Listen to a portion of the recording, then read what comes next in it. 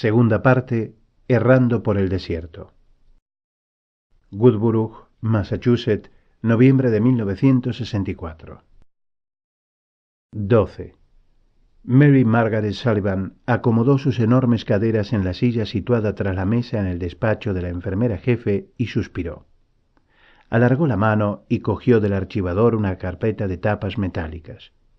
Durante varios minutos garrapateó con la pluma el papel, registrando un incidente ocurrido en la sala de Templeton y provocado por una tal señora Felicia Serapin, que había pegado a otra mujer en la cara con el tacón de su zapato. Cuando terminó, miró pensativamente el recipiente del café y el hornillo eléctrico colocados encima de un archivador al otro lado de la habitación. Había decidido que el café no merecía el esfuerzo necesario para levantar su cuerpo de su lugar de reposo cuando el rabino King asomó la cabeza por la puerta. «Ah, el padre judío», dijo. «¿Qué está haciendo Maggie?» Entró en el despacho y se quedó parado con un montón de libros en las manos. Ella se levantó con gran esfuerzo y se acercó al archivador para coger 2 tazas, enchufando el hornillo al pasar. Puso las tazas sobre la mesa y echó en ellas una cucharada de un polvo marrón que sacó de un bote guardado en el primer cajón. «No puedo tomar café. Quiero darle estos libros a mi mujer.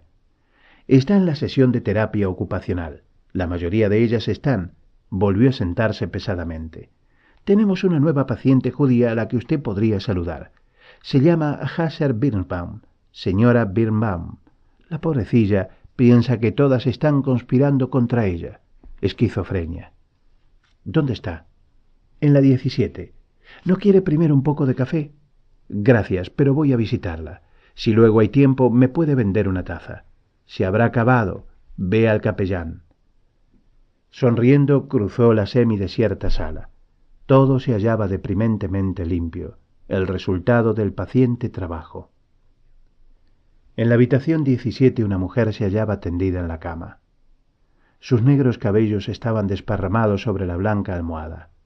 «Dios mío», pensó, «se parece una barbaridad a mi hermana Ruth». «Señora Birnbaum», dijo sonriendo, «soy el rabí King». Unos grandes ojos azules lo contemplaron por un momento y luego desviaron la mirada hacia el techo. «Solo quería saludarla. ¿Hay algo que pueda hacer por usted?» «Márchese», dijo ella. «No quiero molestar a nadie». «De acuerdo, no me quedaré.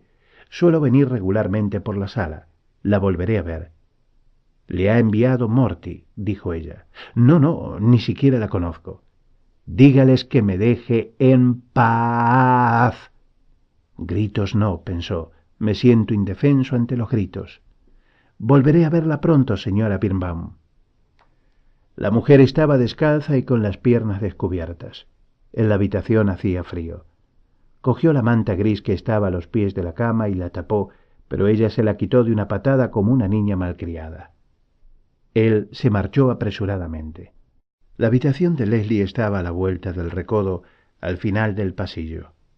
Dejó los libros sobre la cama y luego arrancó una página de su libreta de notas y escribió: «Volveré esta tarde. Estabas en la terapia ocupacional. Espero que te siente bien como un par de calcetines sin agujeros». A la vuelta echó una ojeada al despacho de Maggie para despedirse, pero la enfermera jefe se había marchado. El agua puesta sobre el hornillo despedía una columna de vapor que estaba humedeciendo el techo.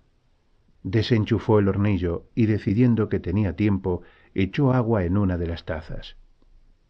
Mientras bebía lentamente el café, escribió una lista. Cosas para hacer. En el Hospital General, Susan Brevinsky en maternidad. Niño, niña. Darla Mazal Tov. Lois Gurvis, nieta de la señora Leibling, apéndice. Jerry Mendelssohn, pierna. En la biblioteca pública. Pedir biografía de Bialik. Microfilm de artículos del New York Times sobre vigilantes judíos en los disturbios raciales para sermón. Sus ojos vieron el nombre de su mujer en una de las tapas metálicas del archivo y, sin que interviniera su voluntad, sus manos cogieron la carpeta. Vaciló un momento y luego la abrió. Tomó otro trago de café y empezó a leer. Woodborough State Hospital. Paciente, señora Leslie Ravillings King. Historia clínica presentada en sesión médica de 21 de diciembre de 1964. Diagnóstico: melancolía involutiva. La paciente es una atractiva y bien formada mujer de raza blanca de 40 años de edad con aspecto de buena salud. Su cabello es rubio oscuro. Mide 1,69 m, pesa 65 kilos. Fue traída al hospital el 28 de agosto de 1964 por su marido.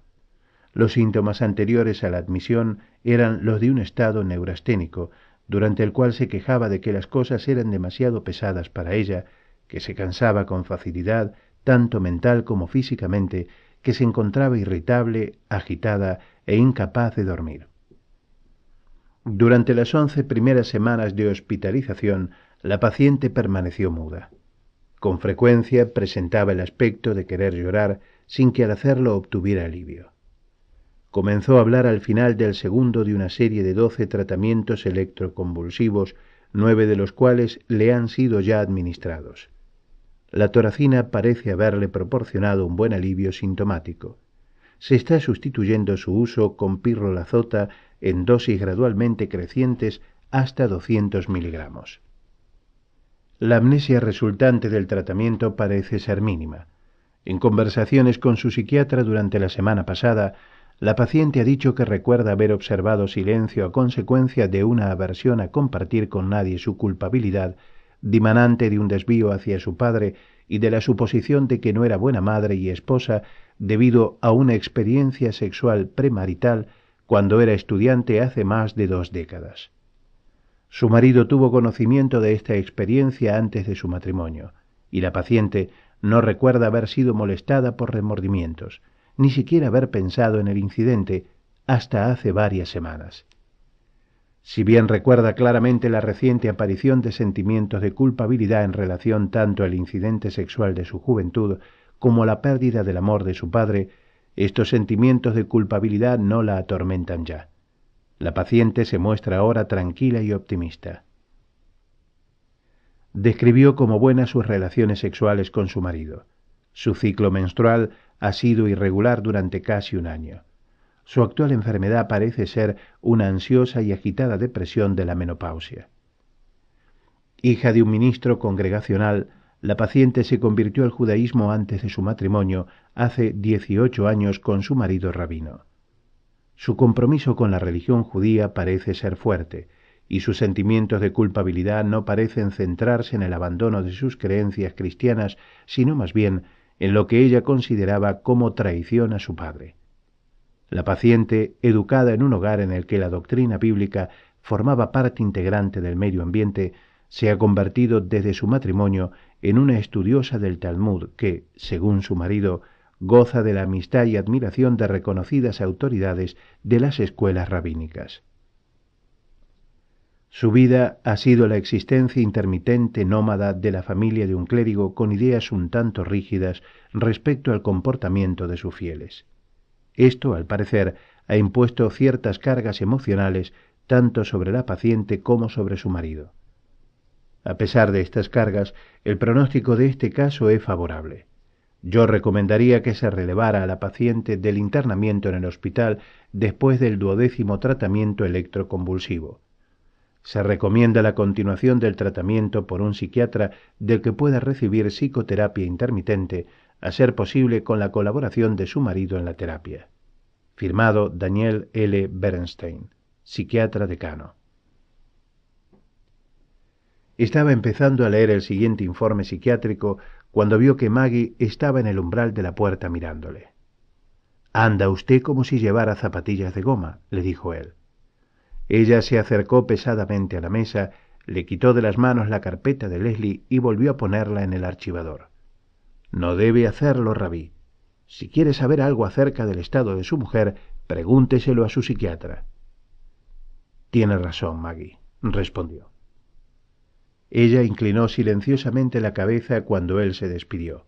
Michael se guardó sus notas en el bolsillo y salió del despacho, caminando rápidamente por el corredor demasiado limpio en el que sus pasos resonaban huecamente. La carta llegó 4 días más tarde. Querido Michael, cuando visites de nuevo el despacho del capellán, te darás cuenta de que falta de tu mesa tu ejemplar de la Cábala. Le dije al doctor Bernstein que utilizara una llave maestra para abrir la puerta y cogerlo para mí. Él cometió el robo, pero yo fui el cerebro inspirador. El bueno de Max Gross insistía en que un hombre debía tener por lo menos 40 años antes de intentar asimilar el misticismo cabalístico. Cuánto se sorprendería Max si supiera que yo llevo ya 10 años esforzándome con él, yo, una simple mujer. He estado reuniéndome regularmente con el doctor Bernstein, para lo que tú solías llamar sesiones psicoquímicas. Yo nunca volveré a caer en la presunción de reírme de la psicoterapia. Es curiosa, pero lo recuerdo casi todo acerca del período de enfermedad. Siento grandes deseos de hablarte de ello. Creo que será más fácil hacerlo por carta, no porque no te quiera lo bastante como para hablar de estas cosas mirándote a los ojos, sino porque yo soy tan cobarde de que no sé si llegaría a decir todas las palabras necesarias.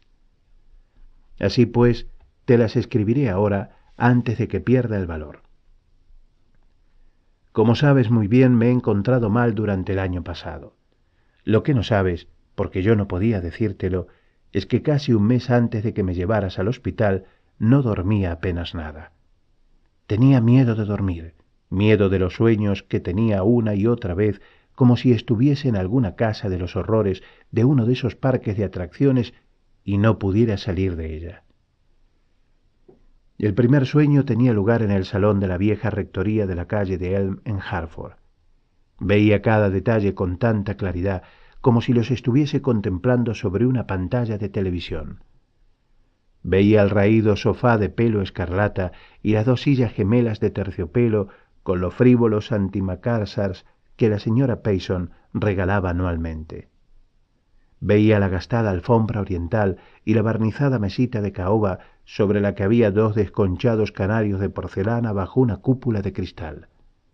Veía las cosas que había en las paredes, una fotografía coloreada a mano de un pequeño riachuelo que serpenteaba juguetón a través de un prado, los patines de Currier and Ives, un ramo de flores artificiales de mi primer corte de pelo, y sobre la gran chimenea de mármol, en la que jamás se encendía fuego, un pequeño letrero. La belleza de la casa es el orden, la bendición de la casa es el contento, la gloria de la casa es la hospitalidad, la corona de la casa es la devoción a Dios. La más fea sala dispuesta jamás por los temerosos de Dios, pero avarientos feligreses. Y podía ver a las personas. Mi tía Sally, delgada, de grises cabellos y consumida por el trabajo de cuidar de nosotros después de la muerte de mi madre, y llena de tanto amor hacia el marido de su fallecida hermana que todo el mundo se daba cuenta menos él. Y mi padre. Ya entonces tenía el pelo blanco y las mejillas más suaves y sonrosadas que ningún hombre haya tenido jamás. Nunca vi que necesitara afeitarse. Veía sus ojos azules y claros que podían penetrar directamente hasta la mentira que una ocultaba en su cabeza. Y me veía a mí, de unos 12 años, con el pelo partido en largas trenzas, flaca y desgarbada, y con gafas de montura de acero, porque fui miope hasta el año en que ingresé en la universidad. Y en todos los sueños mi padre se erguía de pie ante la chimenea, me miraba a los ojos y me decía las palabras que debía de haberme dicho 800 veces en aquel horrible salón todos los sábados por la noche después de cenar.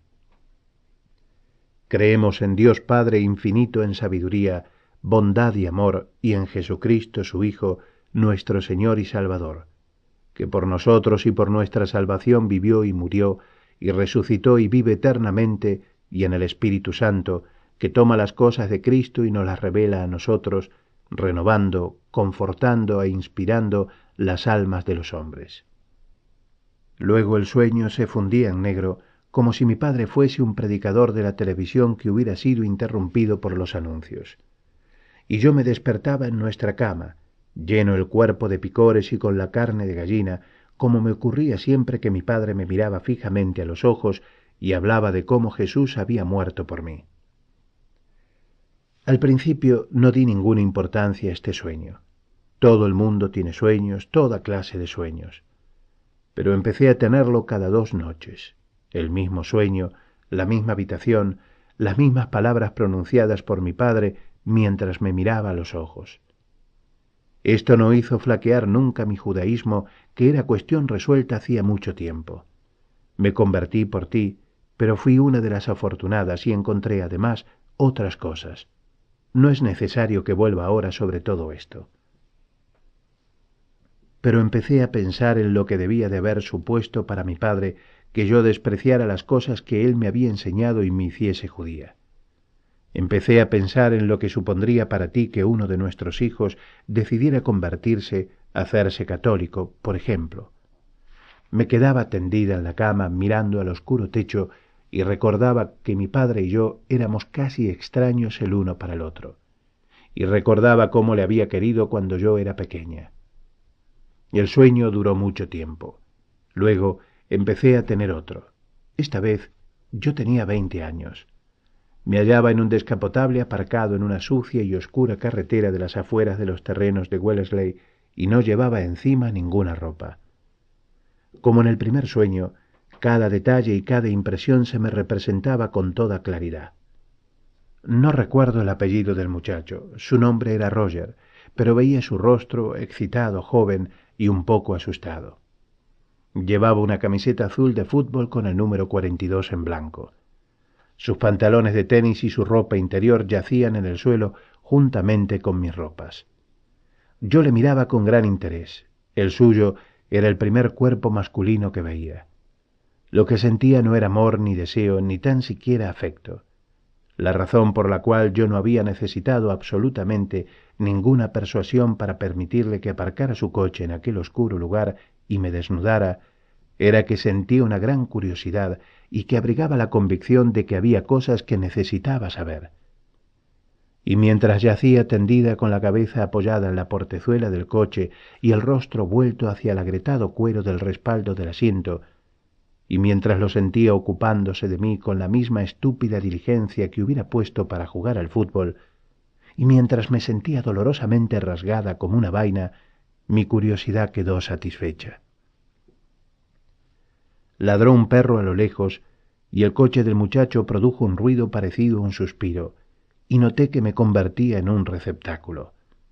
Y todo lo que podía hacer era escuchar el distante ladrido del perro, con la conciencia de que había sido engañada, de que aquello no era sino una lamentable invasión de la intimidad personal.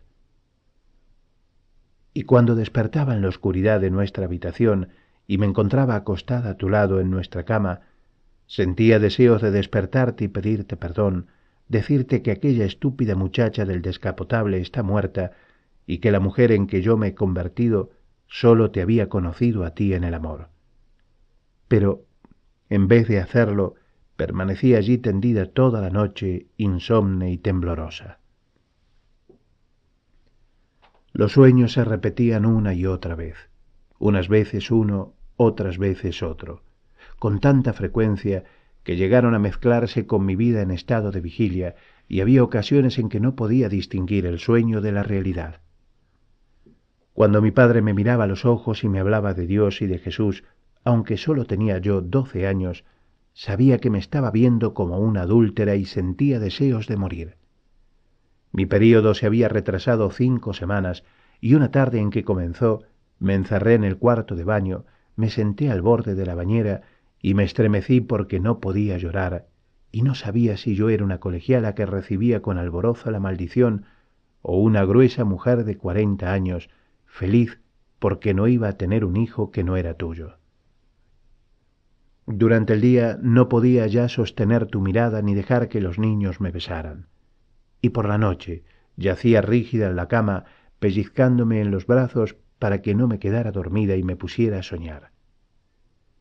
Y entonces tú me llevaste al hospital y me dejaste en él, y comprendí que debía ser así, porque yo era mala, debía ser expulsada y muerta. Y esperé a que me mataran hasta que empezaron los tratamientos de electroshock y las borrosas líneas de mi mundo comenzaron de nuevo a encajar en su sitio. El doctor Bernstein me aconsejó que te hablara de los sueños si realmente quería hacerlo. Él cree que, una vez que lo haya hecho, tal vez no vuelvan a molestarme más. No dejes que te causen dolor, Michael. Ayúdame a eliminarlos de nuestro mundo. Sabes que tu Dios es mi Dios y que yo soy tu esposa y tu mujer en cuerpo, alma y realidad. Me paso el tiempo tendida en la cama con los ojos cerrados, pensando en cómo serán las cosas cuando abandone este lugar, en los muchos años buenos que he dejado contigo. Besos a los niños de mi parte, te quiero mucho, Leslie. La leyó muchas veces. Resultaba notable que hubiera olvidado el apellido del muchacho. Era Philipson, Roger Philipson. Leslie se lo había dicho una vez solamente, pero él no lo había olvidado nunca. Hacía 7 años, mientras esperaba la hora de la cena en casa de un colega rabínico de Filadelfia, se le había ocurrido echar un vistazo al 10º anuario de la promoción de su anfitrión en Harvard. El apellido había saltado hacia él desde debajo de una fotografía que sonreía con la sinceridad del agente de seguros. Agencia de Seguros Partner Folger, Philipson, Payne y Jagger. Esposa, la antigua no sé de qué Springfield, Massachusetts. 3 hijas, nombres nórdicos. Edades 6, 4 y 1 año y medio. Aficiones, navegación a vela, pesca, caza, estadística. Club, el de la universidad, el de los Leones, el Rotario y 2 o 3 más. Objetivo en la vida, jugar al fútbol en la reunión de los compañeros de promoción. Unas semanas después, durante los servicios del Yom Kippur, celebrados en su propio templo, se había arrepentido buscando la expiación en su vacío vientre y pidiéndole perdón a Dios por el sentimiento que había experimentado hacia la sonriente fotografía. Había rezado por Roger Philipson, deseándole larga vida y corta memoria. Nota: Yom Kippur, expiación. Es la fiesta en que los judíos expían todos los pecados cometidos durante el año y que aparece instituida en el capítulo 16 del Levítico. Se celebra 7 días después del Rosh Hashanah, o Año Nuevo, y es fiesta tan importante dentro del judaísmo que recibe el nombre arameo de Yomá, es decir, el día por antonomasia. El Talmud tiene un tratado homónimo dedicado a ella que forma parte del orden segundo, Moed, fiestas. Fin de nota. 13. La carta aumentó la preocupación que sentía por Max. Aquella noche se tendió en la amplia cama, tratando de recordar qué aspecto había tenido su hijo de pequeño. Max había sido un niño vulgar que sólo dejaba de ser feo cuando sonreía. Sus orejas le sobresalían de la cabeza como ¿qué eran aquellas cosas receptores de sonar, en vez de mantenerse pegadas a ella? Sus mejillas habían sido carnosas y suaves. Y hoy, pensó Michael, le coge uno la cartera para sacar un sello y descubre que es un grosero macho con deseos sexuales. Se quedó rumiando la idea. Su imaginación no se aplacaba por el hecho de que Max y de Sam Kaplan hubiesen entrado en la casa 20 minutos antes y estuviesen haciendo ruidos en el cuarto de estar. Risas contenidas y muchos otros sonidos. ¿Qué sonido hace una cartera al ser sacada de un bolsillo? Se encontró aguzando los oídos para captarlo. «Conserva la cartera en el bolsillo, hijo mío», suplicó en silencio. Luego empezó a sudar. «Si has de ser tan estúpido, hijo mío», pensó, «asegúrate y saca del bolsillo la cartera». 16 años, pensó. Finalmente se levantó y se puso la bata y las zapatillas. Empezó a bajar las escaleras. Podía oírles con claridad. «No quiero», dijo de Sam. «Anda, Des».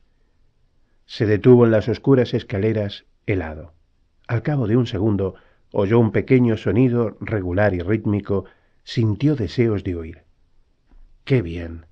¡Ah, qué gusto! Así, ¡ay, ay! Ella se echó a reír con un sonido gutural. «Ahora ráscame la espalda, Max». «Ah, viejo asqueroso», se dijo a sí mismo, «pícaro, sucio y aventajado».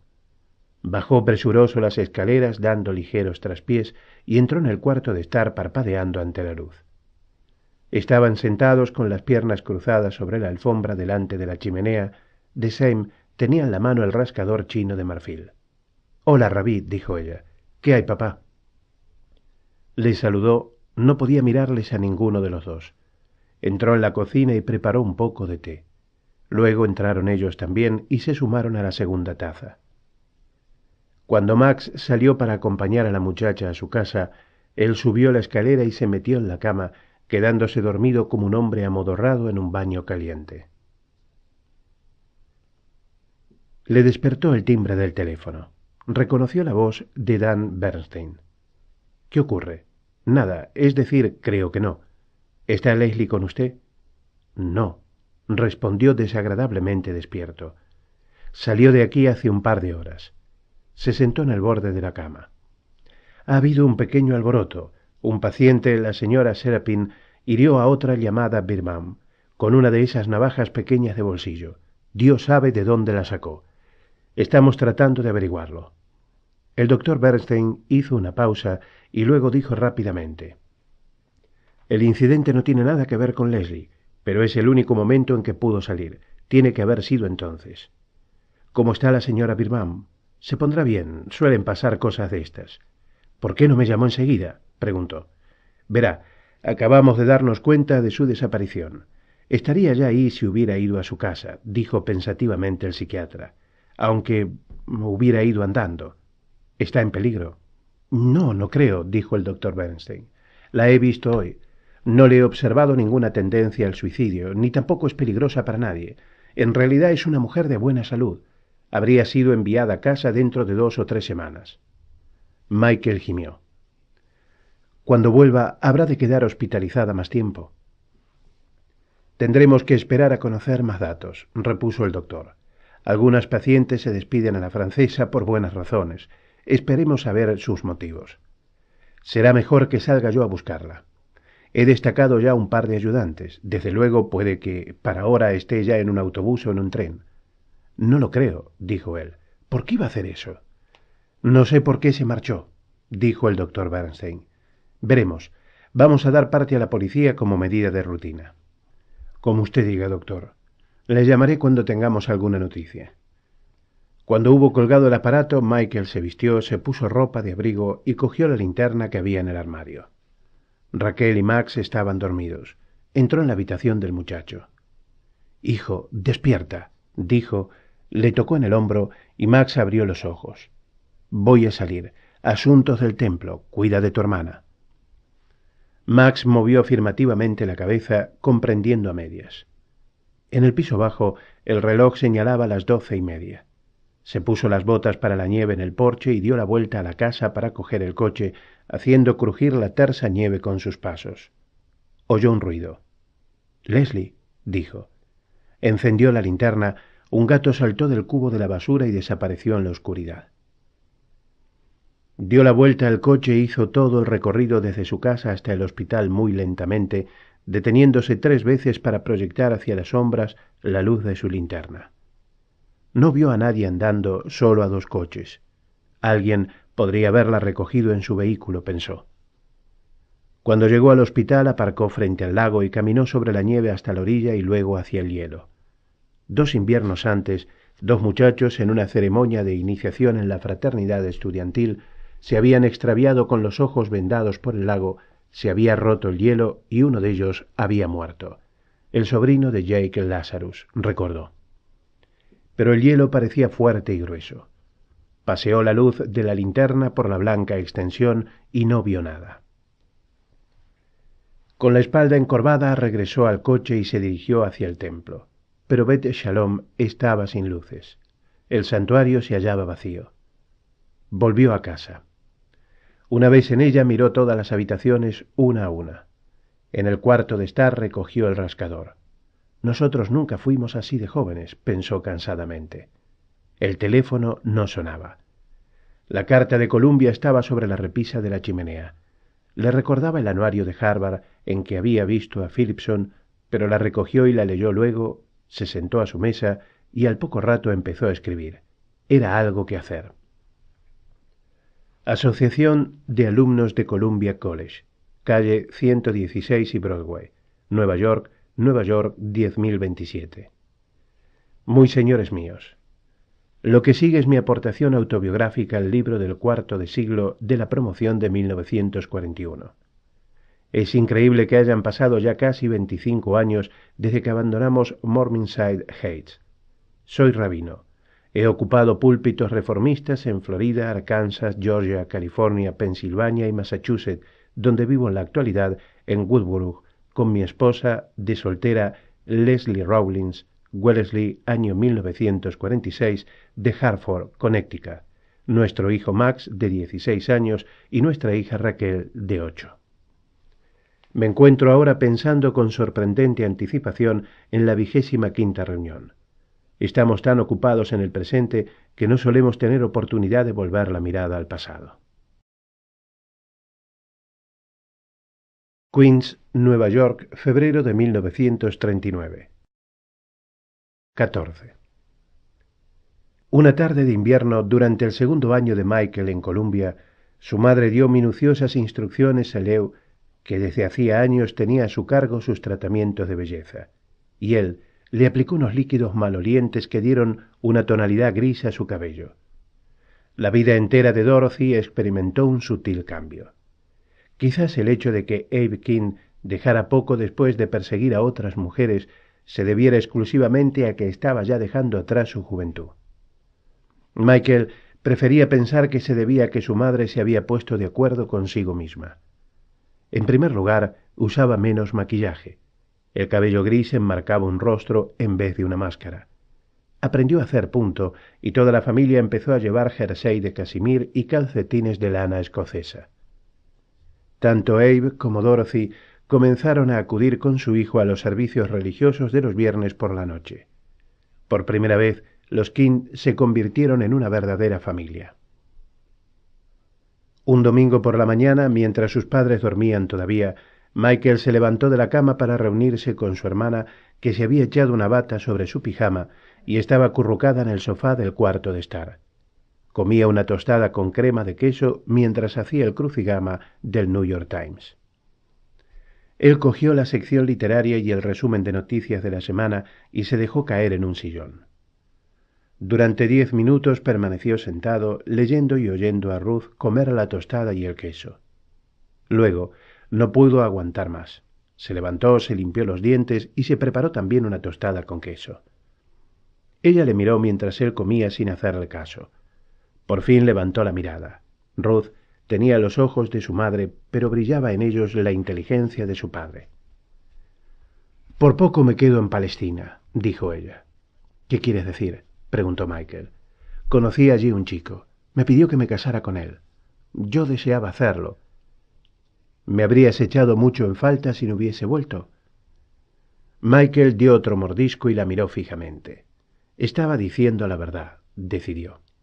Si hubiera estado gastándole una broma, habría echado más dramatismo al asunto. «Si querías casarte con él, ¿por qué no lo hiciste?» «Porque no sirvo. Porque no soy más que una vulgar neoyorquina en vez de una mujer pionera». Él le preguntó cómo era el palestino. Ella se levantó y echó a andar descalza hacia su cuarto. Michael oyó el chasquido de su bolso al abrirse. Cuando volvió, llevaba en la mano la fotografía de un joven de ondulados cabellos castaños y barba del mismo color. Llevaba solamente unos pantalones cortos de color caqui y estaba de pie junto a un tractor con una mano apoyada en él, la cabeza inclinada a un lado y los ojos entornados para protegerse del sol. No sonreía. Su cuerpo era bronceado y musculoso, tal vez excesivamente delgado. Michael no sabía si le agradaba o no el hombre de la fotografía. «¿Cómo se llama?», preguntó. «Saúl Moore. Antes se llamaba Samuel Polanski. Es de Londres. Lleva 4 años en Palestina». «Se cambió de nombre. Se dedica a la fabricación de fajas». Ella no sonrió. «Es un idealista», dijo. «Quería un nombre que significara algo. Eligió el de Saúl porque, a su llegada a Palestina, pasó 3 meses luchando contra los guerrilleros árabes. Y Moore porque significa profesor, y eso es lo que él quería ser, lo que es». Michael miró el tractor. «No es un campesino». Ella movió la cabeza. Enseña en la escuela Kibbutz. La colonia se llama Tikvele Mashar. Está en medio del desierto, con solo unos cuantos árabes amigos como vecinos. El sol es tan fuerte que hace daño a los ojos. El cielo no tiene apenas nubes. El desierto no es más que blanqueadas arenas y abrasadas rocas, y el aire es muy seco. Lo único verde que allí existe son las zanjas de riego. Si dejan de llevar agua, las plantas se agostan y mueren. Se produjo un silencio. Él se dio cuenta de lo seria que estaba y no supo qué decirle. Hay un teléfono en la oficina del kibutz. A veces funciona. Deberías ver los lavabos. Parecen algo salido de la vieja historia americana. Recogió un pedacito de tostada que había caído sobre su bata y le dio vueltas entre los dedos examinándolo. Me pidió que me casara con él y yo lo deseaba con toda mi alma. Pero no podía soportar los lavabos, así que volví a casa. Le miró y sonrió. No es una extraña razón para rechazar una propuesta de matrimonio. ¿Qué vas a hacer? Ruth había abandonado los estudios después de seguir durante 2 años la carrera de comercio en la Universidad de Nueva York. Ahora estaba trabajando como secretaria en la Columbia Broadcasting System. No lo sé. Estoy un poco aturdida. Me escribe desde hace más de 1 año y yo contesto a todas sus cartas. No puedo cortarlo. Le miró. Tú eres mi hermano. Dime qué debo hacer. Nadie puede decirte lo que debes hacer, Ruth. Tú lo sabes, carraspeó. ¿Qué hay de los chicos con los que sales continuamente? No hay ninguno que... La sonrisa de ella era triste. Tú conoces a la mayoría de los chicos con los que salgo. Estoy destinada a casarme con alguien que escriba guiones publicitarios, o con alguien cuyo padre posee una agencia de automóviles. Alguien celoso, alguien que pueda darme un lavabo, que interprete a Brahms cuando esté en la iglesia y derrame Chanel al tirar de una cadena dorada. Michael miró a su hermana y por un momento la vio tal como aparecía ante los demás hombres.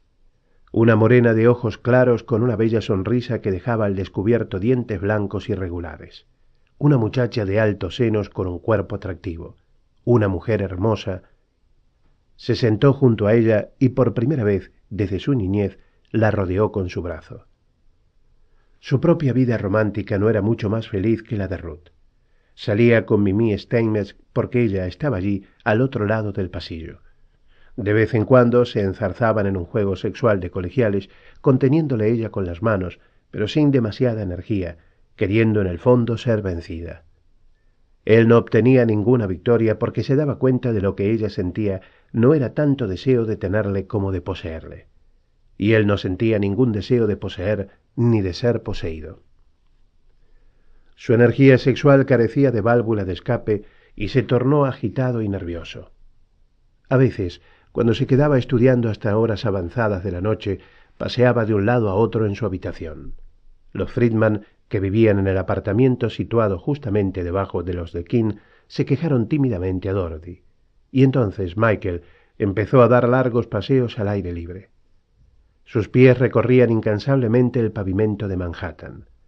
Caminaba por Queens, un día tomó el ferrocarril elevado de Brooklyn, pensando al principio apearse en el parque de Borough, pero, en lugar de ello, continuó pegado a su asiento hasta que el tren lo hubo dejado atrás y descendió en Bensor House, donde caminó manzana tras manzana hasta las viejas casas. El andar se convirtió para él en algo parecido al alcohol. Se emborrachaba entregándose a su vicio secreto, mientras sus amigos dormían, escuchaban música, estudiaban o trataban de conquistar a una chica. Una noche de enero, después de estar estudiando hasta las 10, salió de la biblioteca Butler y echó a andar hacia el metro. Nevaba con grandes copos blancos que ocultaban el mundo. Pasó por delante del kiosco del metro como un sonámbulo. A los 10 minutos se dio cuenta de que se había extraviado, pero no le importó.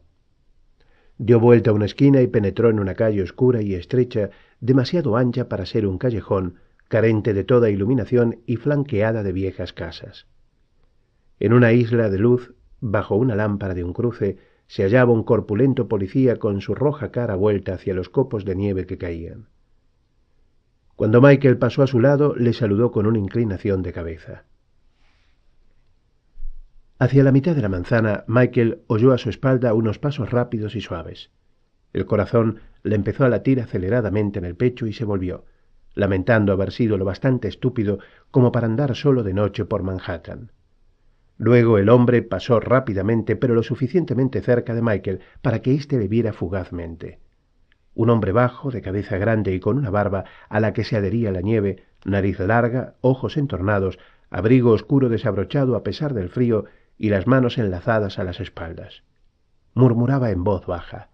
Rezaba. A Michael le pareció que pronunciaba palabras hebreas.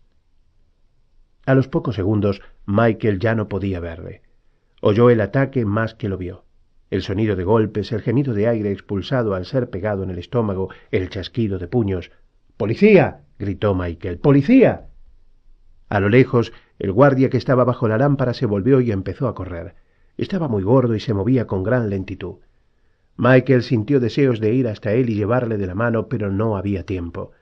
En lugar de ello, echó a correr hacia adelante, dándose de boca con ellos dos, arrodillados sobre una forma inmóvil. Una de las figuras arrodilladas se levantó silenciosamente y desapareció en la oscuridad. La otra, más próxima, se lanzó contra Michael, cuyo puño derecho rozó la mejilla sin afeitar del hombre. Michael vio unos ojos llenos de odio y de miedo, una nariz aplastada, una voz delgada, joven, chaqueta negra de piel, guantes de piel. Uno de los puñetazos se estrelló contra su boca y lo sintió con alivio. No había navaja. En la mano izquierda tenía el libro Estudio de la civilización americana de Ferguson y Brown, que pesaba por lo menos 2 kilos. Se lo pasó por la mano derecha y lo blandió con toda la fuerza que pudo. El libro produjo un intenso chasquido y el asaltante cayó sobre la nieve soltando un taco. Se arrastró unos metros apoyándose en las manos y en las rodillas, se levantó y huyó. El hombre bajo y barbudo se estaba incorporando. Se había quedado sin resuello y el aliento le silbaba en la garganta al aspirar. Por fin respiró profundamente y sonrió señalando con la cabeza el libro. «El poder de la palabra impresa», hablaba con acusado acento. Michael le ayudó a ponerse en pie. Una oscura burbuja en la blanca nieve resultó ser una gorra, una yarmulka. Estaba llena de nieve. Con nieve y todo, se la metió en el bolsillo del abrigo con un azorado gesto de agradecimiento. Estaba recitando la Shema, la oración vespertina, aclaró el agredido. La conozco. Jadeando horriblemente llegó el agente de policía. Michael le contó lo que había sucedido, sorbiéndose la sangre que emanaba de su labio partido. Los 3 hombres regresaron al haz de luz que había bajo la lámpara. —¿Les has visto la cara? —preguntó el policía. El hombre bajo movió la cabeza. No. Michael había visto unos cuantos rasgos borrosos a causa del movimiento. El policía preguntó si podría identificar al hombre en una fila de varios. Estoy seguro de que no podría. El policía suspiró. En ese caso será mejor que lo olviden. Ahora ya estarán lejos. Probablemente son de otra parte de la ciudad. ¿Se han llevado algo? El hombre barbudo tenía una moradura debajo del ojo izquierdo. Metió la mano en el bolsillo del pantalón y cuando la sacó la tenía cerrada. La abrió y mostró en la palma una moneda de $0,5, otra de $0,25 y 2 níqueles. No, dijo. ¿Eso es todo lo que llevaba? Preguntó con suavidad el policía. ¿No tiene cartera? Denegó con la cabeza. Le matarían a uno por 1 centavo, declaró el policía. Voy a coger un taxi, dijo Michael al hombre barbudo. Permítame que le lleve. No, vivo solo a 2 manzanas, en Brooklyn. Entonces iré andando con usted y cogeré allí el taxi, concluyó Michael. Dieron las gracias al policía y caminaron en silencio sobre la nieve, sintiendo el dolor de sus moraduras. Finalmente, el hombre se detuvo delante de un viejo edificio de ladrillos que mostraba en la puerta una ilegible placa de madera. Cogió la mano de Michael. Le estoy muy agradecido. Soy Gross, Max Gross, el rabino Max Gross. ¿No quiere tomar una taza de té conmigo? Michael sentía curiosidad y accedió presentándose a su vez. Al entrar, el rabino Gross se puso de puntillas para tocar una mezuzá colocada sobre el dintel y después se besó las yemas de los dedos. Sacó del bolsillo su yamurka, empapada ya por la nieve fundida, y se la puso sobre la cabeza. Una pequeña caja de cartón contenía un montón de casquetes y se lo señaló a Michael. Esta es la casa de Dios. Michael se puso uno pensando que, si era así, Dios necesitaba una limosna. La estancia era pequeña y estrecha, más parecida a un pasillo que a una sala, lo suficientemente ancha para acomodar solamente 10 filas de sillas plegables colocadas ante el altar. Un agrietado linóleo cubría el suelo. En un extremo del recinto, una pequeña dependencia contenía una destartalada mesa de despacho y varias sillas de mimbre. Gross se quitó el abrigo y lo echó sobre la mesa. Llevaba un traje azul marino sin planchar. Michael no podía asegurar si llevaba corbata bajo la barba. El rabino iba muy pulcro, pero a Michael le dio la impresión de que si no tuviera barba, estaría todo el tiempo necesitando un afeitado. Sonó un estruendo que hizo estremecer el edificio entero. La desnuda bombilla que colgaba al extremo de su cordón se bamboleó, haciendo danzar grandes sombras sobre el techo. —¿Qué es eso? —preguntó sobresaltado Michael. —El metro. En el lavabo llenó de agua un abollado puchero de aluminio y lo puso a hervir en un hornillo eléctrico.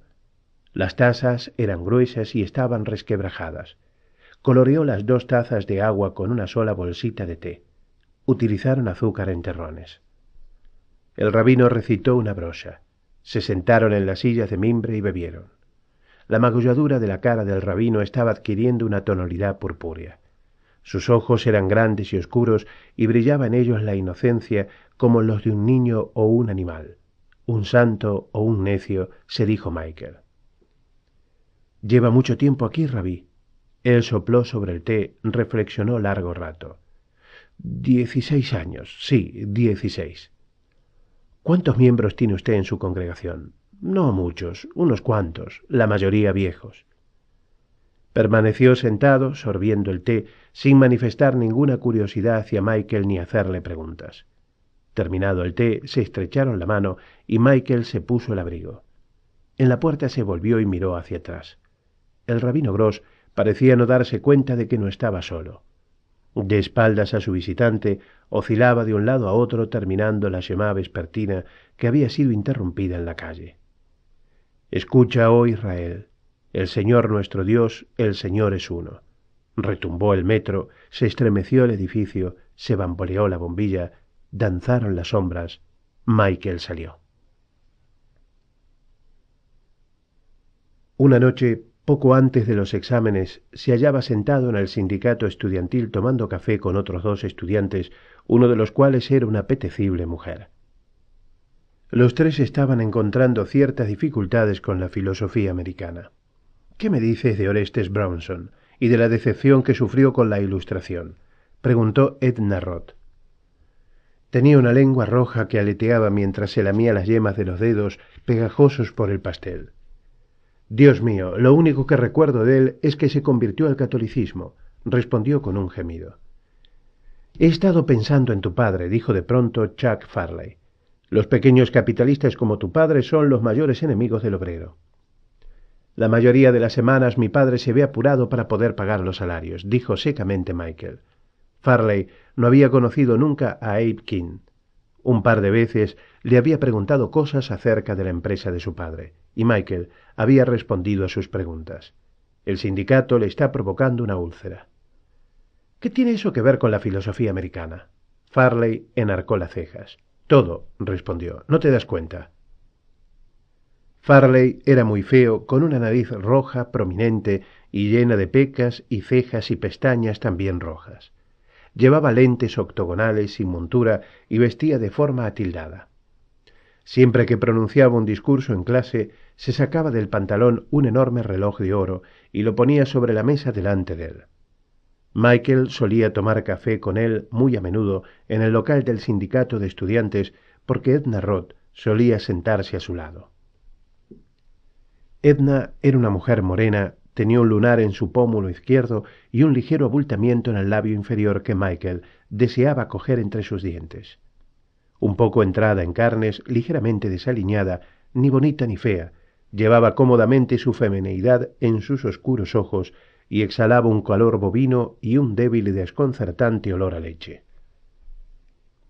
A partir de ahora se acabaron las borracheras, dijo, aunque Michael nunca había bebido con ellos. Nada de siestecitas, ni de juegos, ni extravagancias a lo Cecil B. DeMille. Necesitamos estudiar mucho para ese examen. Parpadeó ansiosamente en dirección a Farley. Era miope y eso le daba a su cara un aire soñoliento. «Tendrás tiempo suficiente para estudiar, cariño». Él asintió con la cabeza. En el tren.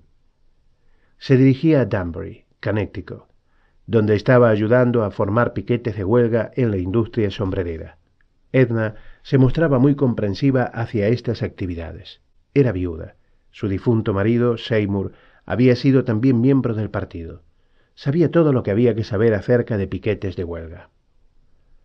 Farley rozó con sus delgados labios la carnosa boca de Edna y se marchó. Michael y Edna terminaron su café y se retiraron a un cubículo del tercer piso de la biblioteca Butler, donde, hasta la hora de cerrar, forcejearon con Brownson y Theodore Parker, los trascendentalistas, los filósofos cósmicos, los empiristas radicales, el calvinismo, Borden Parker Brown, Thoreau, Melville, Brooke Farn, William Torrey Harris. Cuando salieron, él guiñó los enrojecidos ojos. Hay demasiados detalles. Sí. Oye, cariño, ¿quieres venir a mi casa y estudiar 1 o 2 horas más? Cogieron el metro. Edna vivía en un edificio de apartamentos de ladrillo rojo situado en Washington 8.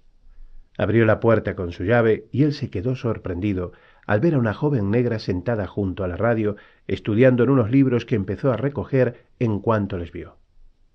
«¿Qué tal está Martha?», preguntó Edna. «Muy bien. Es un niño muy bueno». La muchacha se marchó llevándose sus libros. Michael siguió a Edna al interior del pequeño dormitorio y se inclinó sobre la cuna.